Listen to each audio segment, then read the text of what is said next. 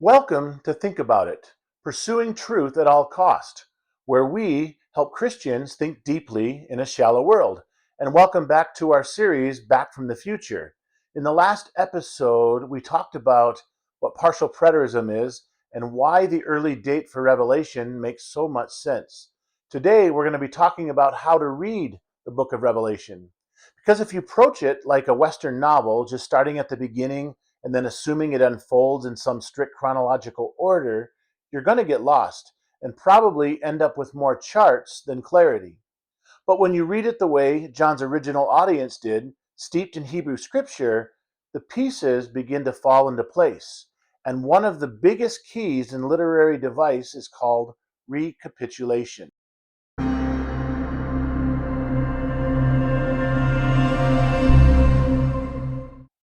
So, recapitulation simply means telling the same story more than once from different angles with different imagery to highlight different truths.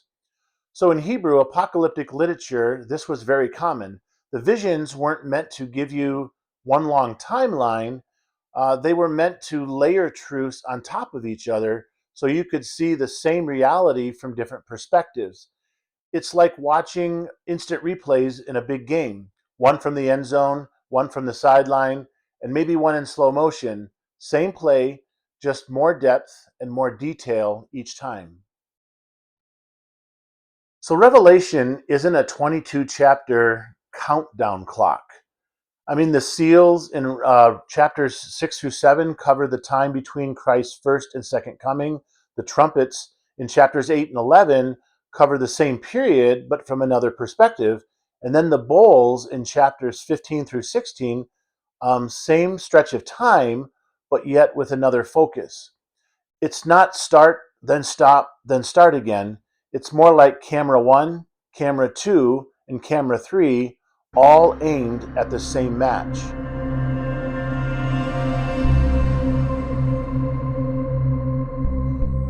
When you understand recapitulation, Revelation structure comes into focus.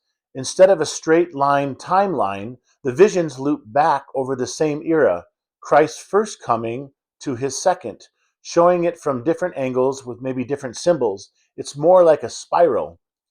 Think about in Daniel. So in Daniel 2, Nebuchadnezzar dreams of a giant statue made of gold, silver, bronze, and iron, symbolizing the successive kingdoms until God's eternal kingdom smashes it.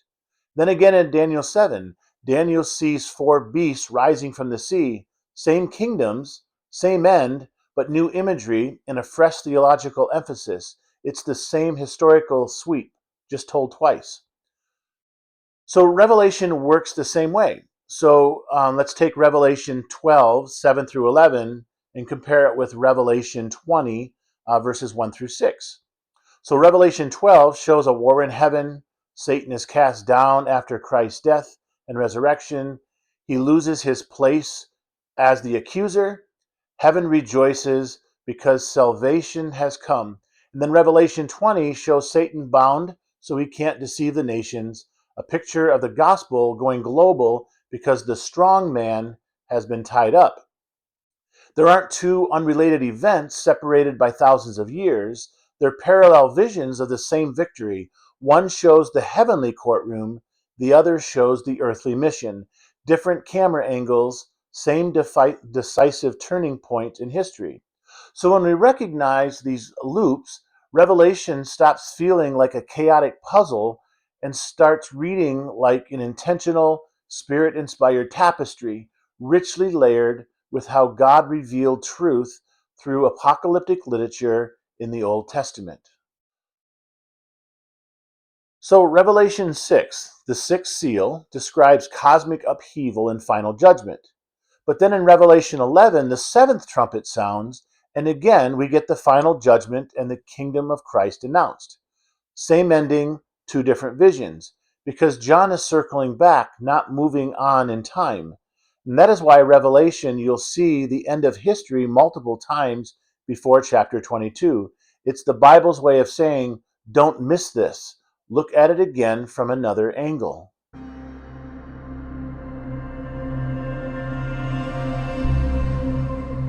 So Hebrew apocalyptic writing, like Daniel, Ezekiel, and Zechariah, was packed with symbols, visions, and multiple layered meanings. Numbers are symbolic: seven for perfection, 12 for God's people, 1,000 for fullness. Images are symbolic: beasts for empires, horns for kings, seas for chaos and the nations. The key is to ask, what Old Testament image is John drawing from? How would this have been understood by a first century believer who knew their Old Testament? So when you read Revelation like Daniel or Ezekiel, symbolically, cyclically, and covenantally, it becomes far less intimidating and far more beautiful.